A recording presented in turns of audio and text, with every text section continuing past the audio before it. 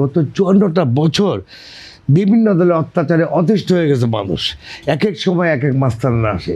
এই মহাখালী টার্মিনালে যারা আমার বন্ধু বান্ধবী, যখন আওয়ামী লীগ ক্ষমতা থাকে বিএনপিকে 30% দেয় চান্দা, আবার এখন বিএনপি আছে, যেগুলি পালায় আছে ওদেরকে 30% পাঠায় দেয়। এই অবস্থা এখনও চলছে। কোনো মানুষের যাওয়ার আগে চাঁদাবাজি শুরু হয়ে একদম ওপেন, এটা তো ওপেন সেকেন্ড। আমি তো আমার ভাই আমার এলাকার এক প্রার্থী বিভিন্ন কলেজের 3টা কলেজের সভাপতি হয়ে গেছে।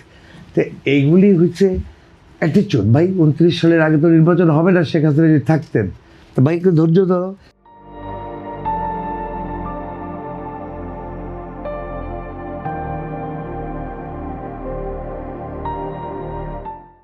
আর তার চেয়ে বড় কথা হলো দেখেন, এই যে একটু আগে ভাই বললেন আমরা সবাই কারো না কারো লাইন রাখতে চাই। অ্যাম্বাসেডার সাহেব একটু আসলে কি খুশি।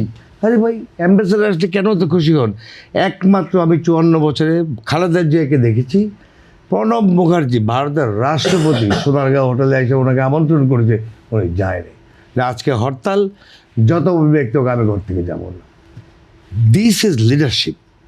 আজকে খালেদা জিয়া নাই, যারা আছে বাংলাদেশে প্রত্যেকে কে কার আগে দালালি করবে, কে কার আগে লাইন করবে ভারতের সাথে আমেরিকার সাথে, এই তালে আছে। এবং অবাক বিষয়ে আমি লক্ষ্য করছি যে প্রত্যেকটা রাজনৈতিক দল একই লাইনে আছে। কীভাবে ভাই? তার চেয়েও আমি মনে করি যে শেখ হাসিনাই সাহসী মহিলা, বলতে যে হ্যাঁ আমি ভারত আমাদের দেশ স্বাধীন করে দিতে আমাকে সাহায্য করেছে, আমি ওরে যা চাই সব দিব। তাহলে তো তার কথাই আমার মনে হয় ঠিক আছে, তাই না? আমরা তাকে উৎখাত করে তাহলে লাভ হইলো কি? এখন দেখি ওর চেয়ে বেশি দালালি করার জন্য অন্যান্য দল কীভাবে গোপনে লাইন আপ করছে, খুবই দুঃখজনক।